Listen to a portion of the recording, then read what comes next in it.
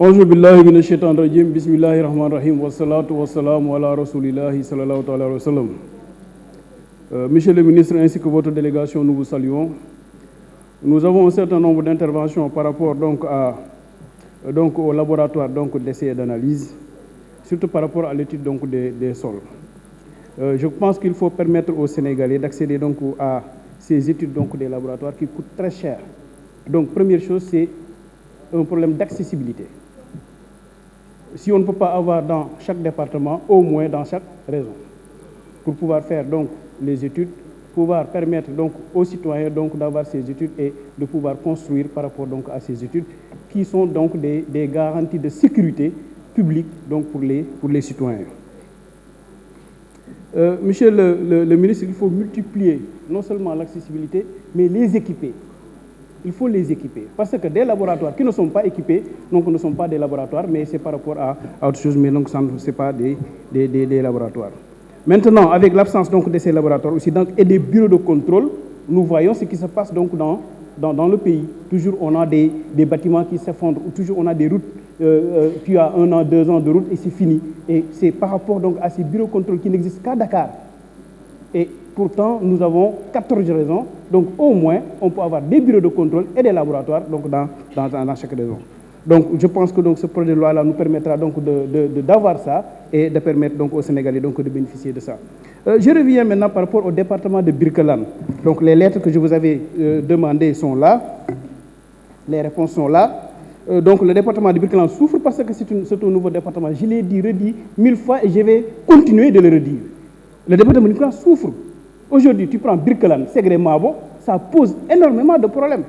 J'en avais fait une vidéo, je vais refaire une vidéo pendant l'hivernage pour vous montrer ce qui se passe. Et votre réponse, elle est là. Vous m'avez dit que les travaux sont on est en train de faire les travaux, on va continuer les travaux, alors que les travaux n'existent pas, monsieur le ministre. Je prends la route Kaffrine-Gouy-Mabo. Kaffrine-Gouy-Mabo, c'est le même problème. Je prends la route Birkelane-Touba-Mbéla, Mbos-Nibi, c'est le même problème. Kermbouki, Tchikat, Latmenge, c'est le même problème. Kermbouki, Touba Khadama, Gengenew, Baksamba Dior, c'est le même problème. Parce que nous avons un jeune département qui est né en 2008 et il n'y a aucune mesure d'accompagnement. Il n'y a rien du tout. C'est un désert infrastructurel, monsieur le ministre. Ça, je le dis, je le répète et je vais le réitérer encore. Monsieur le ministre, prenez le problème des ralentisseurs à Kermbouki et à Birkelane. On avait 2 ralentisseurs à Kermbouki, 2 ralentisseurs à Kermbouki et 2 ralentisseurs à Birkelane. Ce n'est pas normal.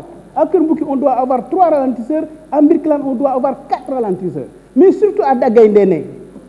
Dagaïndéné, c'est une zone accidentogène parce que c'est le virage qui est derrière le village. Et toujours, il y a des accidents là-bas. On a besoin des ralentisseurs à Dagaïndéné. Au moins 3 ralentisseurs. Monsieur le ministre, je reviens sur la route... je vais terminer avec cette route-là, mais je reviens sur ce qui s'est passé à Mabo, parce que les gens parlent de politique. Souvent, moi je pense que les gens sont amnésiques. En 2011-2012, lorsqu'on a tué mon frère, mon camarade de classe de promotion, Mamadou Diop, on a été ici à l'hôpital d'Antec avec le président Macky Sall, Aïssata Tall Sall, Aminata Tall Sall, Moussa Taye, Cheikh Tidiane Gadio. On nous a refoulés. Donc les gens qui sont morts en 2011, qui sont responsables? Les infractions qu'on a discutées en 2011, qui sont responsables? En 2012. Donc si aujourd'hui on nous parle de 2024, 2023, mais vous avez oublié 2011-2012? Vous avez oublié 2011-2012? Gis nga mag du ci ay at mag ci jikko la gone day am ñaar fukki at def loo xam ne mag am na juróom-ñetti fukki at defu ko mag am juróom-ñetti fukki at mënut a def lu gone gu am ñaari fukki at sax def kon jàpp naa ne màggati yor-yor yi nekk fii nga xam ne depuis Diouf ñoom ñoo xëy ndékkee Abdou Diouf añ ak Ablaye Wade reer ak Macky Sall tey nag ñu ne kon njogonal bi nga xam ne Sénégalais yi ñoom lañ yaakaar du ngeen ko fi amee loolu du mun a nekk parce que ñun xam nañ leen màggati yor-yor yooyu dañoo war a xoolaat seen bopp góorgóorluwaat ci seen bopp dem aji màkk dem jaamu yàlla parce que yaakaar naa ne loolu moom mooy li nga xam ne moo gën. o fogole xam ne di nun ngeen yoo ki me def na joyin Kër Martin mbeetit a jof bo waxil jam a gar bo tukaar fogaame rang nanga wiin we buga ngon layango ten kam cooɗong question écrite fe o xey o leyame xan i mbi'in to nu mbi'eran kon boog fogale ref na tukar ino cunga nuun no kanga maxey gidma nuun jërë ngeen jëf. Monsieur le ministre, vos délégations, monsieur le secrétaire général, je suis fier, un ancien prof de philosophie, un bon Casamassé, monsieur le directeur de cabinet, mon ami Chérif Baldé, je suis fier de vous retrouver et toute la délégation, et sans oublier le directeur général de l'AGEROUTE. dafa am ku fi taxaw léegi di wax ne bu ñu def confusion de genre entre bureau d'études yi ak laboratoire bi moom nag day fii su fi ñëwee rek ci intelligence délit d'initié lay def moom ci laboratoire la nekk ak yooyu bëggul xam naa ne ci bureau d'études ak yooyu la nekk bëggul laboratoire bi am fi looloo tax notre ami l'intellectuel de l'autre côté loolu la fi def mais li am solo mooy depuis 1949 li mel nii amoon na fii ñu changé waat ko 1975 ba aujourd'hui continuer leen ci loolu ku gis séisme bi am Turquie da ngay gis benn immeuble bi daanu beneen immeuble bi taxaw loolu li ko waral mooy contrôle bi ak li ci war amu ci donc ci li ngeen nekk ci bu baax li ma bëgg a tontu dafa am ñu fi taxaw di wax ne cité kër góor gi kenn mënatu fa dem dama ne sénégalais dong benn citoyen su mënee jël benn dëkk 10 jours bloqué ko këram kenn du jàll état bi ko yor war a mën a bëgg bloqué réew mi yëpp na continuer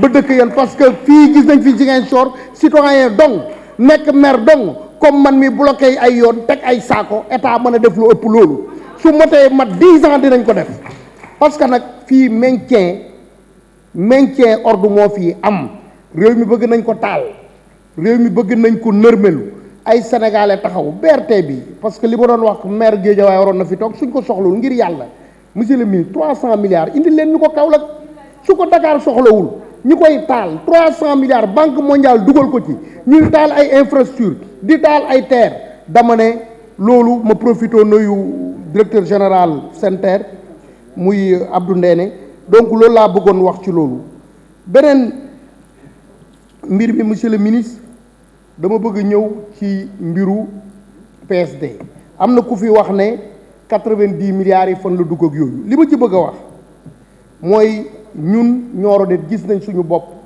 ci 90 milliards yooyu wala muy révolution bu mag ci PSD tey PSD au moins il y a 2700 kilomètres de piste yoo xam ne nii mu ngi ci programme spécial de désenclavement kuy wax ay 20 milliards fi ñu dugg président Macky Sall ambition am dépassé na lu ku jël 400 et quelques milliards dugal ko ci un programme de désenclavement je pense que il faut être plus fou que le fou du village pour dire ça donc nag yooyu man du ma ci revenir li am solo mooy PSD bi dañ ko war a accélérer na bar monsieur le ministre bi nga defee Baba Garage ba léegi Kaolack na commencé na yeneen régions yu commencé parce que ñu ngi koy xaar muy programme bu am solo programme boobu lu ko gën a amal solo mooy le contenu local il y a des je dirais plus de 50 d'entreprises qui vont travailler plus de 50 000 emplois qui est créé loolu débat bi loolu la war a nekk lan ngeen proposé ci loolu mais nekk fii di wax affaire u mandat affaire u kii la ñu fii ku fi def dara ñu téye la parce que fii président yi gis ngeen ko monde bee changé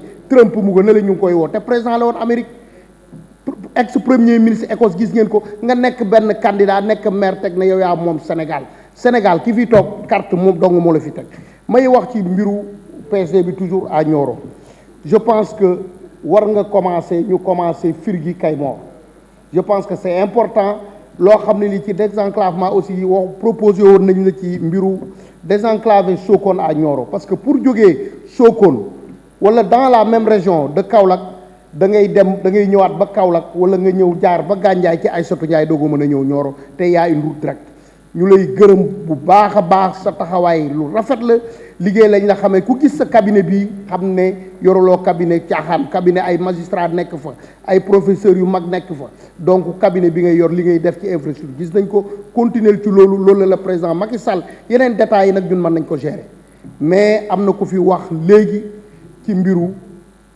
démocratie ak affaire u droit de l'homme mais journalistes yi c'est pas la première fois démb ñuy saaga Maïmouna Ndour Faye suma sœur boobu jigéen bu mën góor mais nit suñ lay dajaleel di la dajaleel di la cotiser pour nga am yére pour nga am oto mën nga saaga jigéen boo xam ne dafa liggéey ba do donc loolu am solo la nañu bàyyi xasante bi fii ku fi xas nit génne lu gën a bon wax la ko merci beaucoup monsieur le ministre merci beaucoup président